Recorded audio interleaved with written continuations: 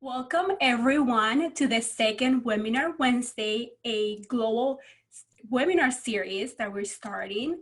I'm very excited to be here today. Just a few housekeeping items. This webinar will be recorded and will be sent out to you via email by the end of the week. So keep a lookout for that in your emails. Also, if you have any question for the panelists, make sure to write them on the Q&A section on your Zoom. So if you have any questions, just write them there and we'll make sure to ask them. Now, it is my absolute pleasure to introduce the three participants, panelists for today. First, I'd like to introduce Richard Miranda. Richard has been a realtor since 2002. Richard earned his CIPS on 2003. Currently, Richard is a broker associate with Keller Williams Platinum and managing director for their commercial division. He is past chairman for the HAR's International Advisory Group, Texas Realtors International Advisory Committee. At this time, Richard is the chairman-elect for the Houston Association of Realtors, chair of the NAR's Global Alliances Advisory Group Board. He also serves as the regional vice president for Texas Realtors and is the NAR director. Very busy man, Richard. Richard is a member of the Asociación Mexicana de Profesionales Inmobiliarios, or AMPI, and the Commercial Real Estate Network. He holds an MBA from Our Lady of the Lake University in San Antonio. He's a recognized top producer in his office, a Texas MCE certified instructor, a certified CIPS instructor, and an At Home with Diversity ABR instructor, and NAR's Global Ambassador for Mexico, Guatemala, Nicaragua, El Salvador, and Honduras. Very professional man, Richard. Thank you so much for being here with us today. My pleasure. My pleasure. Now, I'd like to introduce Mitch Craigmore, who has been with Stewart since 1994. He is a licensed Texas real estate broker and a CIPS with over 30 years of commercial and residential real estate experience. Craigmore has been reading more than 35 articles on international real estate and co-authored 2 books entitled Crashing in a Second Home in Mexico and Crashing on a Second Home in Central America. Another very busy man. Thank you for being here, Mitch. My pleasure. Thank you. And lastly, but certainly not least, we have Mariana Saldana, who possesses one of the best profiles as a real estate professional. She was born in Monterrey, Mexico, and arrived to Houston during her childhood. She's perfectly bilingual and bicultural, both English and Spanish. Mariana has vast experience in several fields of the service industry. In 1984, she established her own real estate agency. She's also licensed in Mexico through AMPI Monterrey Group. Mariana ran her own brokerage, Uptown Real Estate Group, for over 20 years in the Galleria Mall, and has joined Keller Williams Metropolitan in July of 2019. With her 18 agents, she has established her team, Uptown Real Estate Group, at the Keller Williams Galleria office. Thank you so much for being here, Mariana. My pleasure. And with no other introductions, let's go ahead and get started. Richard, I give the floor to you. Thank you. Well, we're going to do a round robin panel discussion in which we're going to be asking our panelists, Mariana and Mitch, our distinguished panelists, some questions regarding incoming inbound Mexican buyers. And we're also going to talk to Mitch, asking him questions about some of the situations that happen in Mexico that are different than what we do here in the US. So the first question that I'm going to ask Mariana is always a tough question because it's a hard question to answer. Mariana, your question is, how loyal are the Mexican buyers? In your opinion, how loyal are the Mexican buyers?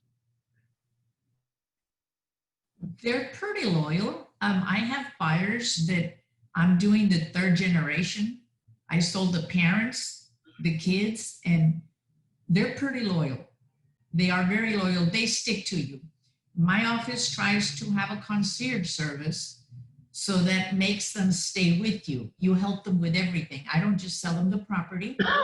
I do all their utilities for them. I help them with insurance. I help them with the home warranty. We do like a one-stop shop, and that kind of keeps them close to us.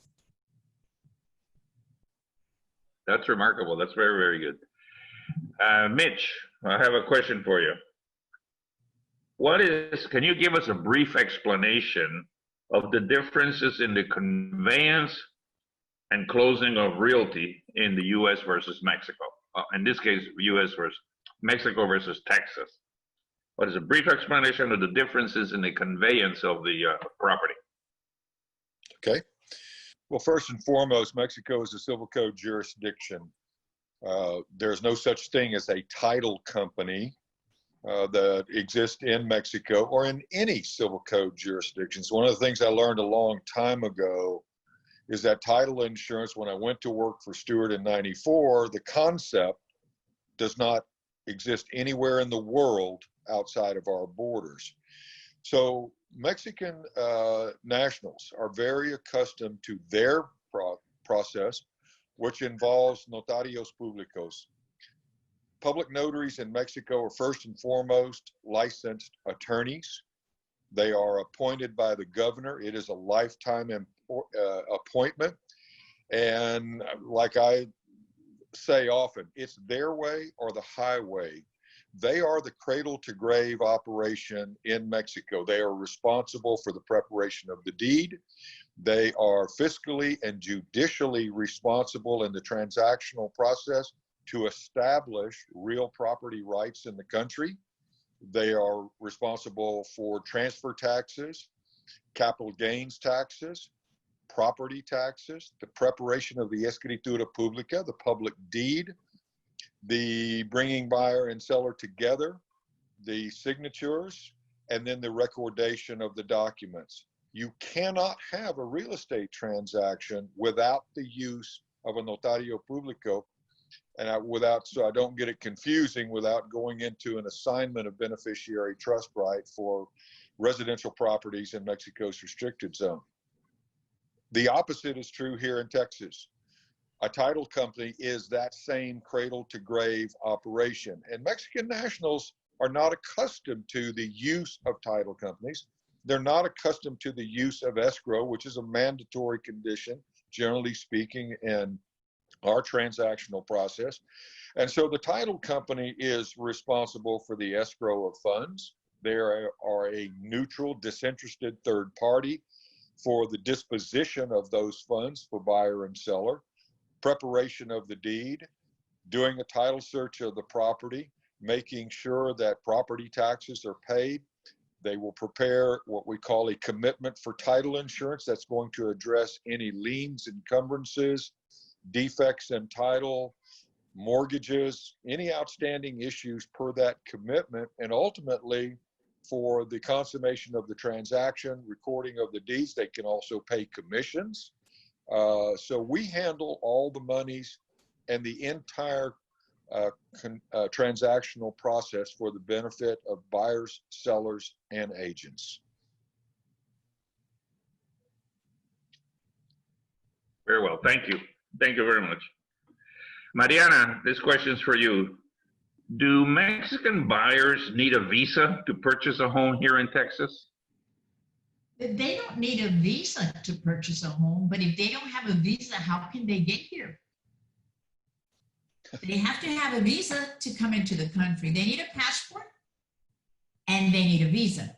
But I have sold properties to people in Mexico that bought the property sight unseen. And if they have to sell it, they'll have to sell it and sign paperwork at the U.S. Embassy in Mexico if they do not have a visa. So they can have a passport that gives them permission to come to the country. If they don't have a visa, that's when the U.S. gives them permission to enter. But they don't have to have one to buy it. They can buy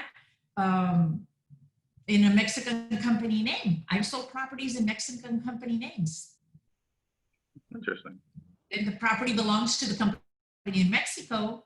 Then when they sell, we have to translate all the documents from the company in Mexico into English, because the United States won't sell anything in Spanish. Everything, all documents have to be in English. So we have had that happen, where they buy with a Mexican company name, and when they sell, they have to translate all the documents so that the title company here can understand what the document said and who is in charge of signing the paperwork. So no, they do not have to have a visa, but it creates other issues.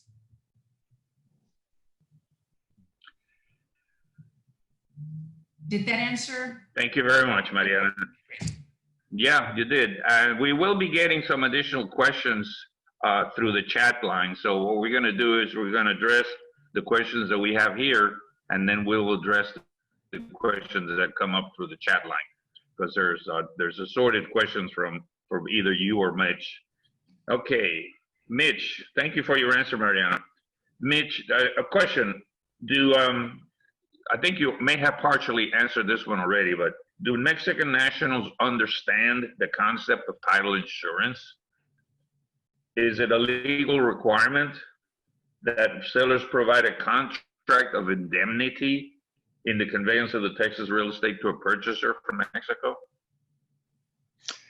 Yes, it is. When any seller in the state of Texas is required to provide an owner's policy of title insurance to that purchaser. The purchaser, if he's going to have a mortgage or if there is a loan, even if it's in commercial real estate, then the purchaser is responsible for that loan policy of title insurance, a leasehold policy, which is the equivalent of an owner's policy. But it is a requirement that if I sell my property, my residence to a Mexican national, I must provide them one of the owner's policy of title insurance. Now, are Mexican nationals familiar with this concept? No. And the reason being is that in their civil code jurisdiction process, the notary is, for lack of a better definition, is responsible for that indemnification. However, as Mariana will tell you, in the event that there's a defect in title, what is the recourse for the purchaser? The recourse for the purchaser is to sue the seller. And you may be in Mexican court for a long time. Even though notarios have a fund that they are obligated to provide, you can seek restitution through the notarial fund in Mexico, but it's probably going to take quite a while. So one of the nice things about the concept that they learn about title insurance is that they have a title guarantee. That title policy is making sure that the property is vested correctly, that it is recorded properly, that there are no outstanding liens or encumbrances against the property. We can also protect in terms of boundary lines, having alter form surveys to protect the legal description, that in the event that there's a mistake in that legal description, they can seek restitution to the title company, provided that we have provided what we call the survey coverage, or if some people refer to it as survey deletion coverage. Lenders, generally speaking, Richard, are not going to make a loan without having a loan policy of title insurance and also having survey coverage. So it is something that they have to be educated to understand the benefits of what it provides. Very good, thanks. Mariana, I have a question for you. Will a Mexican buyer sign a buyer's rep agreement? It's very difficult. It's very difficult, but I explained to them that that gives me the right to represent them, to fight for them, to get them a better deal. And there is a clause in there that says that if the seller doesn't pay us, they have to pay us. And I always make it clear to them that that is not the case. And we put on there, we make the little thing on, we put a little note that they will never have to pay. That's the only way that they'll sign a property agreement, because the way it is, if the seller doesn't pay us, they have to pay. And I've had a lady before closing come and say, I'm not signing, and I'm not signing. So it's very, very difficult. I wish that it was just a one-page thing instead of so many pages to make it more simple. I think it's very, very simple, that they could make it easier for us to explain to people. But it is difficult. We put it in as part, it's part of the contract, and it gives me the right to represent you, fight for you, and help you, and you do not have to pay me a commission. Very good. Thank you. Mitch, question for you. What are some of the differences between the functions and responsibilities of a Mexican notario versus U.S. title companies? Well, as I explained before, the individual Mexican notaries are, in my opinion, powerful individuals as attorneys, but they are the individuals that have been appointed by the governor in a particular jurisdiction, and they are responsible for all of the processes in the conveyance or in the establishment of real property rights. So it is, as I said, this cradle to grave process in terms of all aspects of the real estate process. The difference in a common law jurisdiction like Texas is we have public notaries, but the difference is that public notaries are not necessarily attorneys. They're registered with the Secretary of State. They have a commission. They are bonded, but they are in no way responsible for the conveyance of properties and the establishment of real property rights. That is a very big difference between Mexican notarios públicos, who are first and foremost attorneys. And even if you can pass the notary examination process, it's political. You have to be able to be appointed by the governor for a particular municipality or jurisdiction. So as Mariana can tell you, it can be familial. We have a number of notaries that will have a daughter or a son that become what we call the escritos in those municipalities that ascend to taking over for their respective parents for that notaria, the office of the public notary. But we have nothing like that here in Texas. So title companies are that cradle to grave operation here. Notarios públicos are that process in Mexico, exclusively in Mexico, and like other civil code jurisdictions. Thank you. Very good. Mariana, I have a question for you. How do you market to your Mexican buyers? Richard, that is a difficult question. In the old days, I'm talking about 20 years ago, I used to put ads in the Mexican magazines. I'm talking about Quién, Caras, Hola, but ads in Mexican magazines are very expensive. It was $5,000 for one page. I also used to do events, luxury property events in Mexico every year. I would do the events where they would bring in lots of people to convention centers, okay? That's one way that I marketed to people. In the old days, we didn't have the internet. We didn't have the websites. We didn't have all these things. That's how we did it then. Now we do it differently. We still do magazines, but now we do internet in Spanish, of course, and we use Google, and we use everything that we can, and it gets more difficult. Now, for example, I have an IT guy that we pay by the month. We didn't have that in the old days. Things change, like real estate changes, right? Every 10 years. It'll probably be easier in the next few years, but now we do internet. I personally do speeches in Mexico about how to invest in Texas. And I have I have about maybe 2,000 or 3,000 names of people that go to my events, and I keep them online. I email to them every few months to tell them what's going on. Like right now with COVID, I sent a thing once a month. How many people are sick in Houston? And how many, it's safe here. It's not as bad as New York. I mean, we can't say that anymore, but I was saying that 2.5 months ago. We were keeping people in touch with what's going on. So that's how I market. I keep in touch with the people. Exactly. Very well. Very well. Thank you very much for that. Great answer. I have another question for Mitch.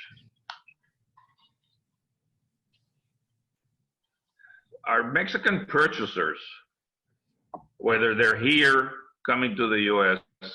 or in Mexico, are they familiar with the concept of escrow?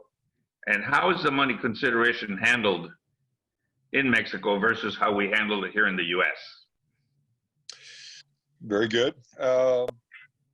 Generally speaking, they are not familiar with the concept of escrow because escrow does not exist in Mexico.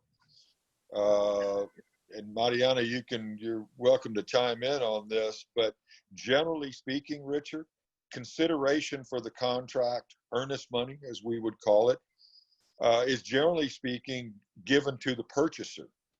Notaries do not want to handle money. They have no fiscal responsibility to handle contract consideration. They don't want the liability. Mexican banks don't provide escrow services. Escrow services in Mexico is generally calculated at 1% of what the consideration might be. So as you can imagine, Richard, escrow could be very, very expensive in that regard.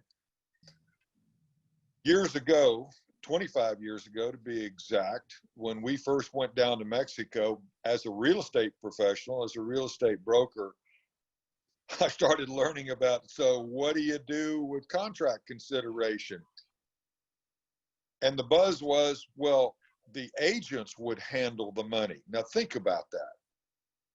What a scary proposition that in this real estate conveyance, transactional process, you're going to give the agent the right to handle these monies. And the buzz was, Richard, that I just found so humorous was, well, I have a broker escrow account, quote unquote. I have a broker escrow account. Well, my comment was, one, you're not a broker, and how can I trust you to handle these funds because they're in your account? You control that money. As you remember, Richard, in 2000, we hadn't pioneered the concept of escrow in Mexico yet. And there was a particular agent down in the Los Cabos market that at the time, because the market went south, was robbing Peter to pay Paul. When they got ready to start closing these transactions, the money was gone. It wound up resulting in litigation. At the time when the agent was questioned, what happened to the money? It's gone. How much money was it? Oh, about 400,000. It turned out it was over 2 million. So literally, we saw an opportunity to bring escrow services to Mexico and to explain to the Mexican agents, the U.S. agents, the developers, the sellers of the real estate, that we, and the concept of escrow is a neutral, disinterested third party that is responsible for the handling and the disposition of those funds, with those funds being in a U.S. banking institution that we were the agent for. By definition, can either of you imagine that Mexican agents would be neutral, disinterested, and a third party? Not at all.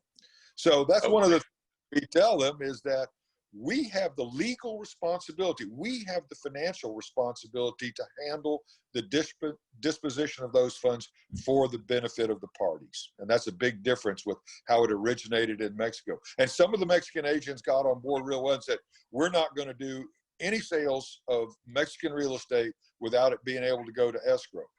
The Mexican buyers come here and they feel better protected in the reliance that they know exactly where those funds are and who's handling it.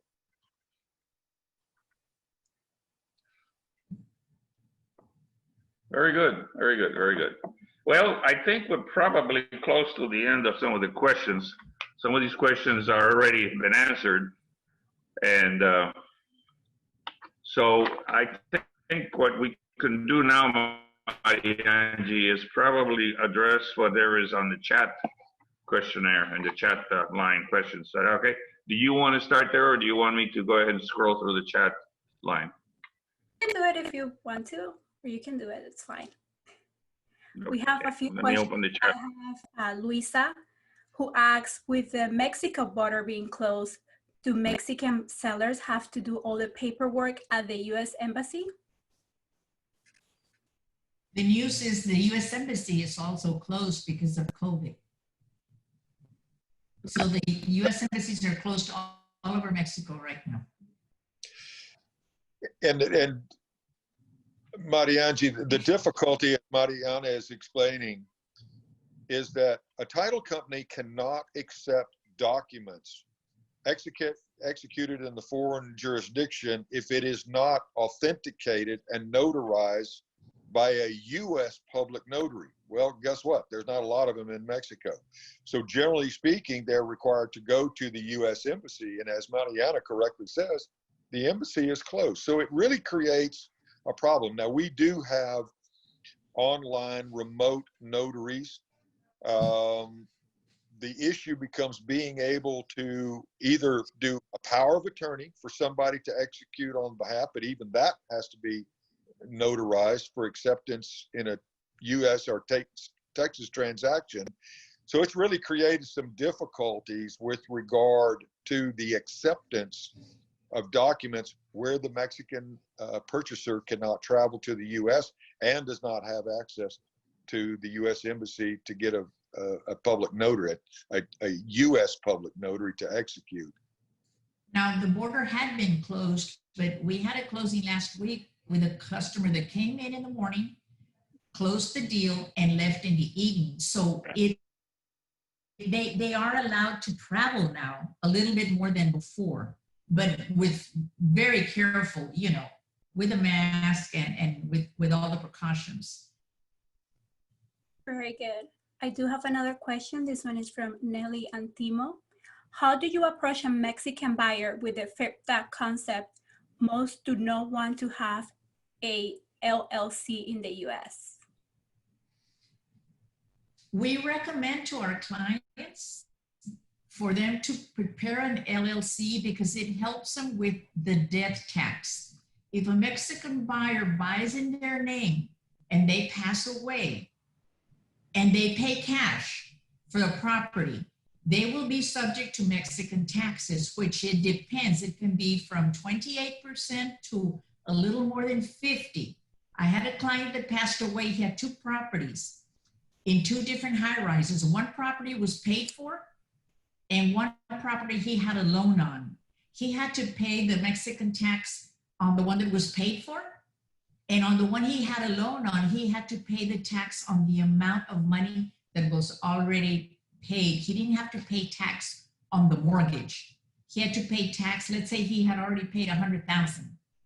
He had to pay tax on the $100,000 that was already paid for. So there is a Mexican death tax. If they're not U.S. citizens or residents of the country, we would recommend that they buy a property in the LLC name. Now, if they're going to get a loan from the bank, it's difficult. Banks don't want to give loans to an LLC that was just established to buy a property, unless the buyer gives a personal guarantee and is somebody that has a backup, you know, a consideration, because anybody can open an LLC, buy a property, and then not pay for it, and you don't have a recourse on them. So I have seen where they do allow the LLCs, but because they give a guarantee of another property, or they give a personal guarantee.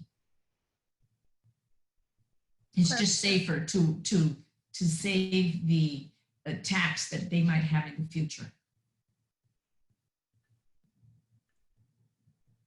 I would like to add something to the FERPTA question regarding Nelly's. Depending on certain situations, if the property is a residential property over $300,000 and the seller is not a resident of the United States, FERPTA will definitely trigger in, and that's 15% of the price on the contract, on the purchase contract. There are exemptions if the property is under $300,000 or the property is being purchased by a person who's going to occupy the property as their primary residence. There are other exemptions, but I don't want to list them here because I don't remember what they all are. So when you run into a situation that you're selling a property which the legal owner is a Mexican or a foreign national from any country that does not reside, if he does not have residence in the U.S., he is subject to FERPTA regardless. Also, that $300,000 limit is only for residential properties. If you are involved in a commercial transaction, even if it's $100,000 or $20,000, FERPTA will apply. Okay, so just be aware of that.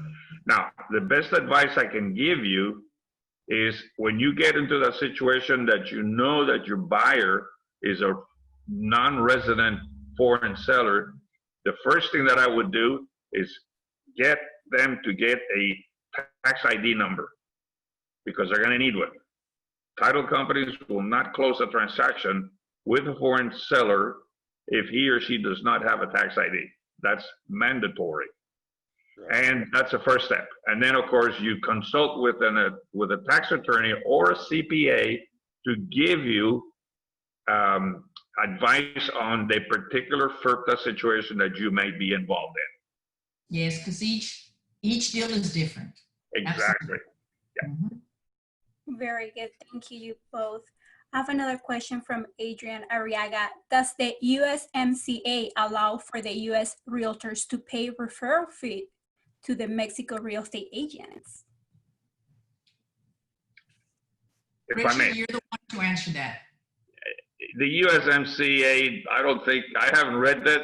I haven't read the entire USMCA treaty, but I don't think that the USMCA treaty is the one that regulates realtor fees or referral fees between agents in Texas and agents in Mexico.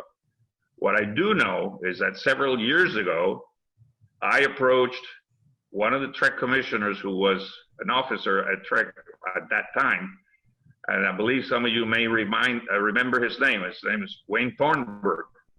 And while I was involved in the transaction that involved the referral fee to a Mexican agent, I asked Wayne outright, are we allowed to pay referral fees to Mexican AMPI members? And his answer was, yes, you can pay referral fees to Mexican AMPI members.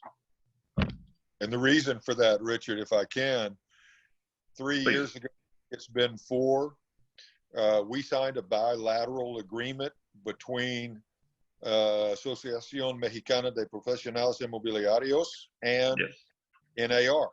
Yes. And what it did was allow for U.S. agents to pay referral fees to Mexican agents, provided that they were AMPI members. Now, it couldn't be just somebody that, was on the periphery and vice versa. So there have been so many very good changes in the marketplace with regard to the relationship with U.S. agents and Mexican agents that between our national associations have become very protective to both sides of the border. And I applaud the initiatives that we have had between NAR and AMPI.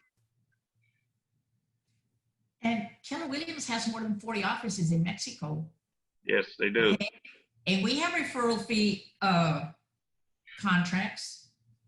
So yes, I think that we need to look more into that, but absolutely. If we're licensed companies that deal in real estate, Keller Williams has offices all over the world, in Europe, in Italy, everywhere. So yes, I would think that we can share. Otherwise, they wouldn't send us a customer. Yeah, exactly correct, Mariana. I mean, you think about it, I don't care what market you go down to, you're going to see Coldwell Bankers, you're going to see Remax, you're going to see CBRE, yes. I mean, yeah. The market, they're all franchises, and they're independent, but with that name brand like a Keller Williams, and they have very fine agents in those companies. So there is reciprocity within those franchises to U.S. and Mexican agents. Very good. This question was directed at Richard, but all three of you have the CIPS certification. So what is your favorite benefit of having your CIPS designation? To me, the network, the referral network. Yes. And the recognition, the tools, the knowledge. I mean, the CIPS designation gives us not just knowledge, but it also gives us the tools, and it gives us a little bit of a higher professional standard. We know, and there's been, NAR has statistics to suggest that CIPS designees earn anywhere from $30,000 to $50,000 more on GCIs than the person who does not have the designation. So yeah, the additional money is good. Yeah. And I think, as Richard says, in the referral network, for all these years, I was going out and teaching our Mexico course and working with U.S. agents to educate them about the Mexican process. And here I am at the CIPS courses, would be asked to come in, and I thought, why don't you have the designation? You're a real estate broker.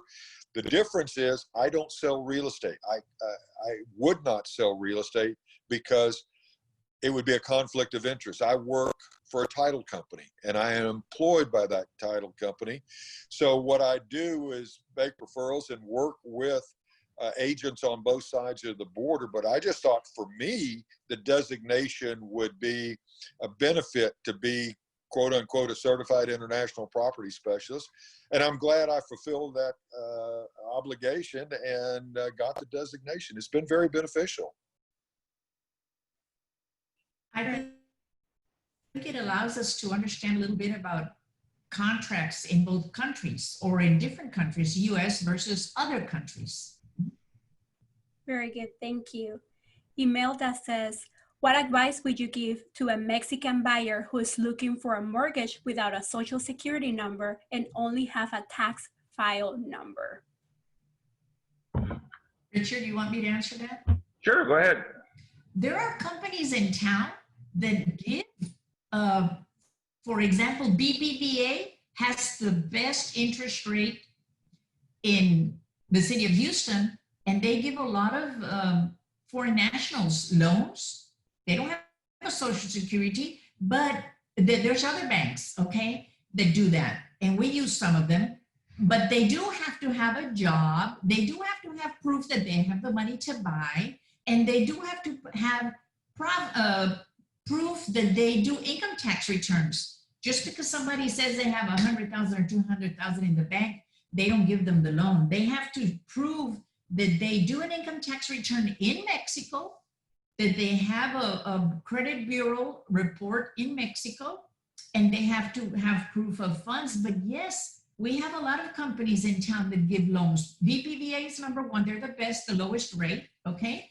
But there's other banks. There's Bank North Corp that does lots of business in Mexico. There are other banks that give, and now some banks don't. Some banks are not prepared to do that. For example, Bank of America. Well, yeah, I don't go to Bank of America if I need a loan for a foreign national. I go to the banks that have Spanish-speaking people and are used to doing business with international clients. Very important. That way you don't have to be translating everything that's going on. And BBVA has been the most aggressive. and the most accepted with their binational program, and they've been very successful at it. And they've been all over the world. You know, you see them in Europe, in all the cities in Europe. You see them in Mexico. You know, they're partners with Bancomer and stuff. So, you know, they're everywhere. Especially if you have an account with Bancomer and then you get a loan from BBVA, you know, they share information. So it's easy for them to get a loan. Perfect. I have a lot of questions asking about AMPI. And there are just several questions. Can you talk more about AMPI? What is it? What's the benefit of being an AMPI member? So can you guys talk a little bit more about that? Richard, do you want to answer that? Mariana, you can go ahead now, finish it. Yeah, you've been a member of AMPI for, all right. I became a member of AMPI because you recommended I become a member of AMPI. And I And saw the now value, you're and at I've the been an top AMPI of- member ever since. And now you're at the top, you're at the very head of AMPI. Okay, I became a member of AMPI because Adriana Arriaga referred me to AMPI. Adrian lives in McAllen, he does commercial real estate, and he told me, you know, you should join this company because they're like a Mexican real estate company. So because I was born in Monterrey, I joined the group in Monterrey. I brought 20 agents. I try to do a lot of networking when I meet companies that I think there's a future.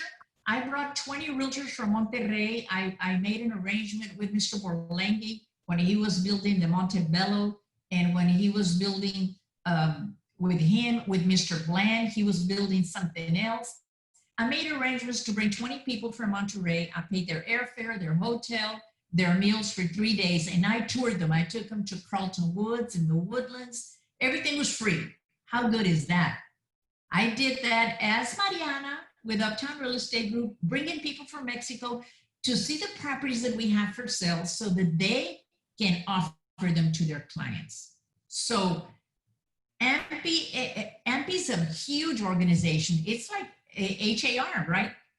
They have meetings just the way we do. They have their meetings once weekly, and then they have their meetings once monthly, and then they have their national meetings. And Richard is very involved with them now. He's at the head, at the very top. So I got involved in that organization to bring me clients, to bring me buyers, so people know who we are, so they know that we're not going to cheat them, that we're going to take care of them.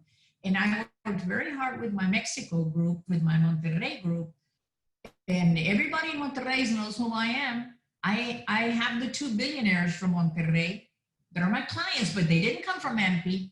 One of them came from their chauffeur because their chauffeur knew who I was, believe it or not. The other one came from his girlfriend because his girlfriend knew who I was. So it's a thing about networking, right, Richard?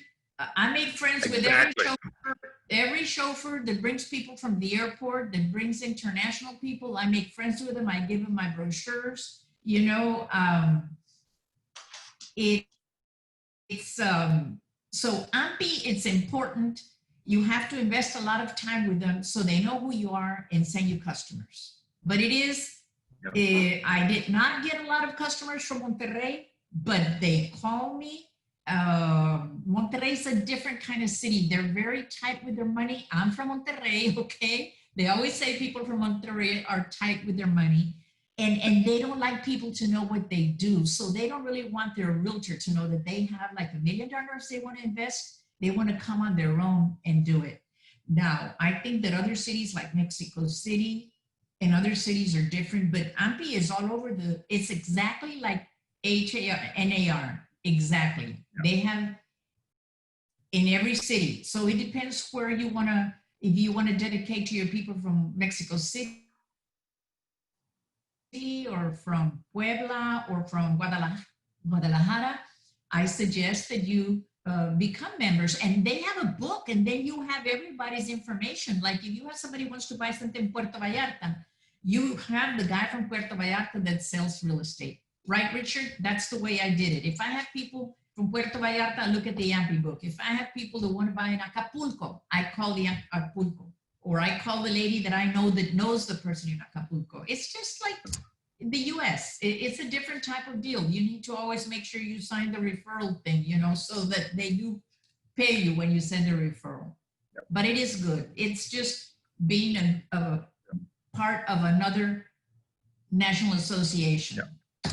It is important that you build a relationship between the AMPI members and yourself, because you may never know when you have or run across or get to meet a potential buyer that is looking for either vacation home or a second home in the resort areas in Mexico, which typically are, most of them are on the coast, beach resorts, and or even places like San Miguel Allende, was extremely popular, Lake Chapala and Guadalajara, which are not the beachfront properties or beachfront communities, but they're very, very popular with the retirees from the U.S. because of the cost of living and because of the easiness of having to buy a property in Mexico.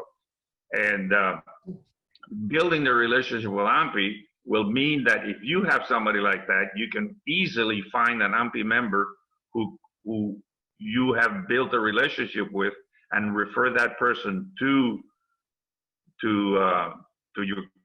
refer your client to that person with full confidence that they're going to take good care of the client. Let me tell you this. Some states in Mexico started the process of registration and licensing. It's not 100% throughout the country like it is here in the US. But I'm going to tell you this. I've been working with AMPI people for almost 18 years.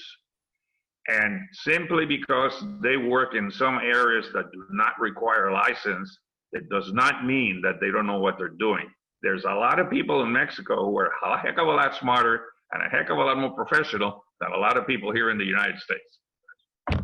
So yes, the relationship between us, NAR, TAR, HAR, and all the other associations in the United States, they're always striving to build bridges between their membership and the AMPI members in Mexico, because we want to continue this cross-border referral business. It benefits everybody.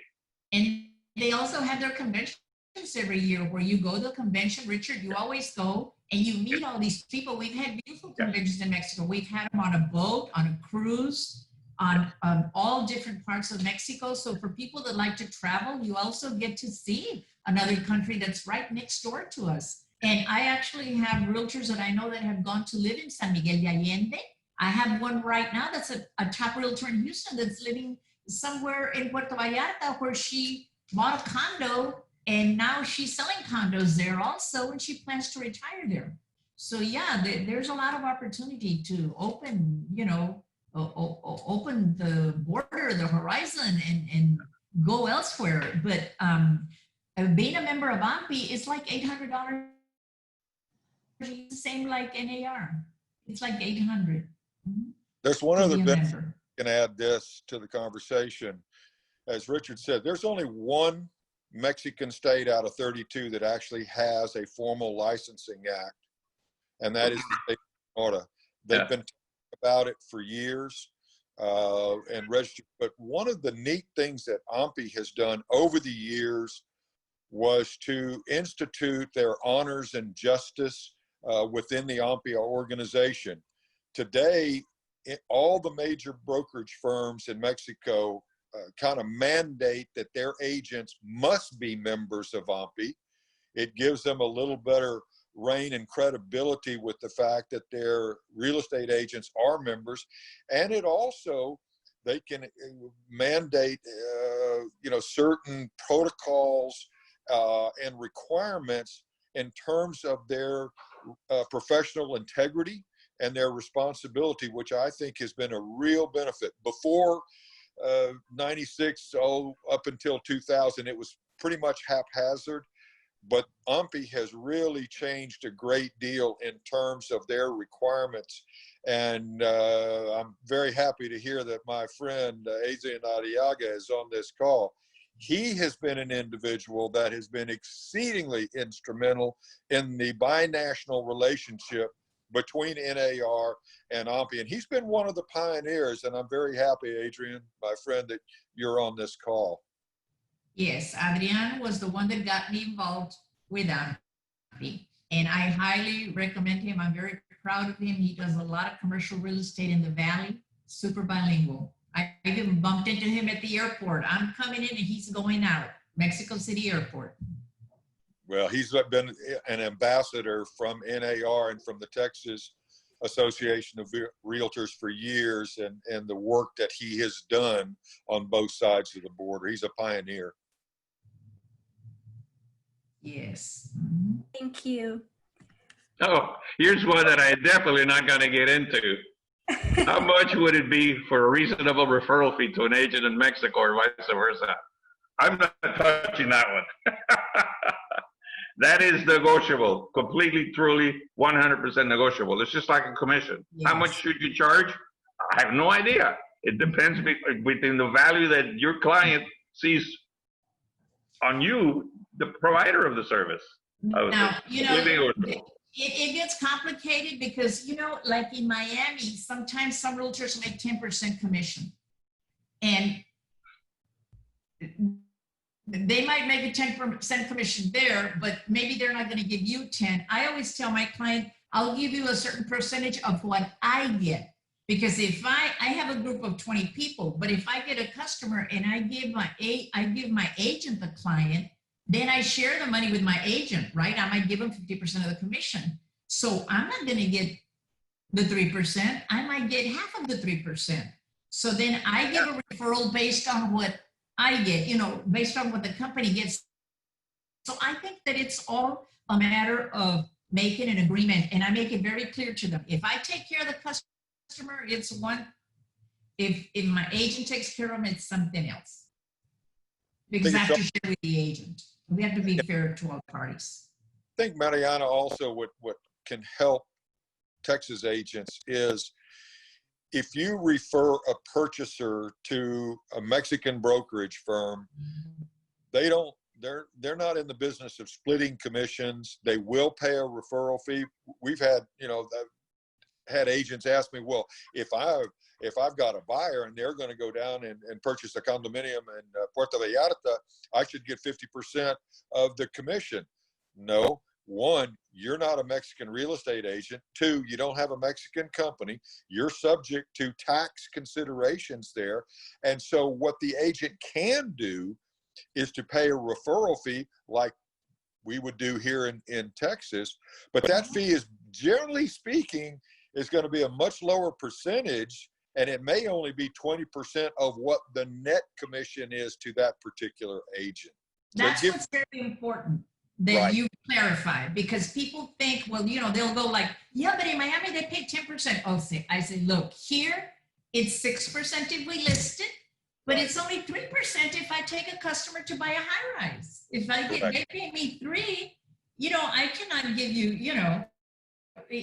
you have to clarify, because they think that everything is a matter of putting it together and making an agreement and put it in writing. Absolutely. Absolutely. Very good. And guiding with that, I wanted to ask this question that was asked in the Q&A section. How do you suggest I start working with clients from Mexico that want to buy here in Texas? Well, Richard? Ladies first.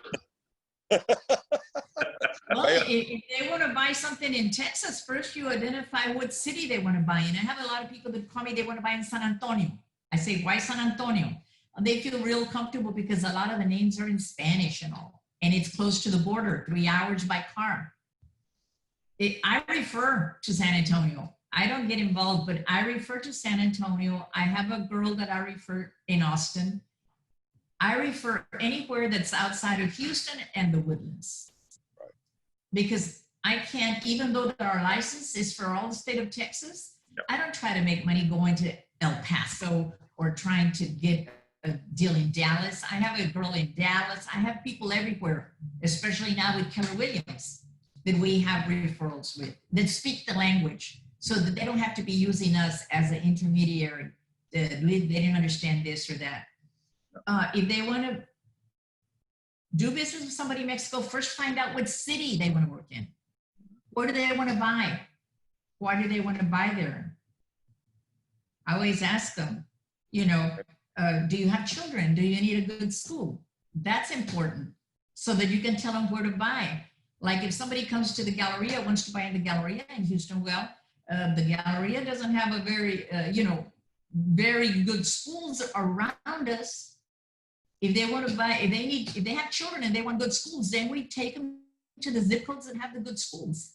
That's what they have to start. They have to start by finding out, what does the customer want? Do they want it as a vacation home? Then it's Galleria. Do they want to live in it? If they're children, then you find the zip codes that have the good schools. And we have a lot of good schools in Houston that people don't have to pay for private school, because in Mexico, they're used to paying for private school. We have a lot of exemplary schools out in some good areas, right, Richard? Correct. Absolutely. Perfect. So that's where they need to start. They need to edit. And let me add, we're going back to the AMPI relationship, how important it is. Mhm. It is very important, because I've gotten most of my Mexican clients that early Mexican clients, many of them came from AMPI members who knew me, who had seen me in the congresos, in the local foros, which is why it's important to be present when AMPI has certain activities. You need to show up. You need to be there, because they need to see you, and they get to meet you, and you build a relationship and things like that. They will refer people to you. They will refer people to you, and I've gotten referrals from AMPI members, and I'm happy with that. The other thing is that sometimes when you want to do the opposite, to refer clients to them, if you have an opportunity to do that, to keep, quid pro quo, Right. as they say. So. I don't have many customers that ask me to buy in Mexico unless they want to buy in the resorts. Like, nobody calls me to say I want to live in Mexico City, but they do say, Yeah. hey, I want to buy Acapulco or San Miguel de Allende or Puerto Vallarta. So you can make good money there too, because they always buy condos or homes. You can make money both ways. What do you think is the #1 thing inbound Mexican buyers expect from the US-based realtor estate agents? What was the question? What is the #1 thing inbound Mexican buyers expect from their US-based real estate agents? I would say professionalism and honesty. I mean, that's what everybody would expect from a real estate agent. Professionalism, honesty, and good communications. Well, I think though real estate, it also becomes their knowledge of the market and their referral network. Agents here tend to specialize in certain parts of the city within their brokerage firm. However, like a Keller Williams, you have a huge network of other agents that are specializing in other areas of town. And so when a Mexican buyer comes here, you have that network to refer them to. You can offer to them anywhere in the city and be able to refer them to somebody that can take good care of them within your own brokerage firm. And I think that's very important. Makes sense. I just wanted to, if you guys have anything to add before we leave, I know we have only a few minutes, so. Yeah, one more quick question. Eric was asking, how do you approach the concept of hora mexicana versus hora norteamericana when scheduling showing meetings and showing times? I take care of that problem, because usually the very first time that I meet with a Mexican or foreign buyer, for that matter, they will not show up to my appointment at 11 sharp. As if I sat in for 11, they'll show up at 11:15 or 11:20. If I cited them for 2 o'clock, they'll show up at 2:20. What I do, I set an expectation from the get-go. When we sit down and we have a conversation of my role, your role, I have a list of things that I will do for them. This is my promise to you, Mr. Buyer. However, I have a set of expectations that I want you to see. And the #1 point in my list of expectations that I give them, that I expect from them, is to be on time. And whenever they show up the very first time and they see that, they start squirming and they start apologizing. Oh, I'm so sorry that I'm late. It was the traffic, or it was this or that. And I tell them, it's very, very important. If we're going to start looking at properties, we need to be on time, because we have to set up appointments on these properties. And some of them are properties that have to be accompanied. And I explain all that stuff to them. So I stress the urgency and the importance of sticking to Hora Americana when they're here in Houston. And if you do that at the get-go, when you first meet with them the very first time, they will respect that and they will show up on time. That's a good point, Richard, because that was the hardest thing for me to learn going to Mexico in 1994 was punctuality. There's a reason why they call it mañana, is because the comment was, well, we don't, they'd show up 15, 20, 30 minutes late. I'd wait in an office sometime for an hour to see a particular potential customer, and they didn't really think anything of it. So that is a very good point. But in that educational process, punctuality has become a lot more important, because that's the way we function. We're a handshake agreement, and we expect that hopefully you will be on time so that we can do the scheduling. We don't want to inconvenience some of the people that we're working with, particularly in a showing with their residence that you're going to go and show. So it's a good point. Punctuality has to be at the forefront. Indeed. Thank you so much for all three of you for joining us here today. This webinar has been great. May I interrupt you one more time? I know we have like 2 minutes. Remember, guys and ladies and gentlemen, we have approximately 73 participants in this Zoom platform, and many of you already have the CIPS designation. If you don't have it and you want to work towards it, make a note of the dates that we're going to be doing it here in the Houston Association of Realtors. It's going to be the last week of October, the October 26th week. We're going to be doing a CIPS class here in Houston. So set the date aside, because this is a designation that is going to be extremely beneficial to you if you're interested in working with foreign buyers. And I'm going to tell you, foreign buyers are going to keep coming, and foreign buyers buy twice as expensive properties as the domestic buyers. So there is plenty of opportunity to expand your market and your income by learning how to deal with incoming foreign buyers. And the CIPS class, there's one module specifically designed for that. So yeah, I recommend it completely and wholeheartedly. So do I. As do I. In fact, Mariana and I met in 2003, October. And a CIPS class with Lori and with other Edna. Edna was in that class. Edna was there, and so was yes. It was we met Virginia. a CIPS class, and I thought, this guy is so smart. He has an MBA. Yeah. That is true. That is true, and we became good friends after that. Very good. We've been friends ever since. Yeah. That is true. Yeah. Thank you. Okay, sorry, Marianne, the floor is yours. Thank you. Of course, no, thank you. I'm grateful for this. Everybody loves it. And with that, I'd like to remind you that we will have our third webinar Wednesday on August 12th. We will learn how to work with. Oops. Something froze. Of Century 21. So it will be a great webinar on how to work with clients from Canada. So make sure you register for that. And with that, I'd like to thank everyone that attended today's webinar. It was great. Our site recorded and sent to your email by Friday. So thank you, everyone.